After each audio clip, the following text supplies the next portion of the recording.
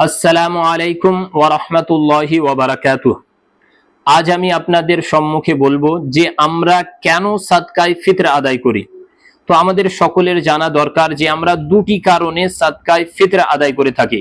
এক নম্বর কারণ যে ঈদের দিন, এটা হলো একটা খুশির দিন, খুশির ঈদ যাকে বলা হয়। তো এই খুশির দিনটা শুধুমাত্র ধনী ব্যক্তিদের জন্য নয়, কারণ ধনী ব্যক্তিরা আনন্দ করবে, তারা নতুন পোশাক পরবে, বাড়িতে ভালো ভালো জিনিস খাওয়া দাওয়া করবে, আর গরিব মানুষ তারা অসহায় পড়ে থাকবে। কারণে আল্লাহ রাব্বুল আলামিন ধনীদের উপর ফিতর আদায় করাকে ফরজ করেছেন, তাকে গরিবেরাও যেন আমাদের এই খুশির দিনে শামিল হতে পারে, শরীক হতে পারে। দু নম্বর কারণ হলো যে আমরা পুরোটি মাস যে রোজা রাখি, এই রোজার ভিতরে আমাদের অনেক ভুল ত্রুটি হয়ে থাকে।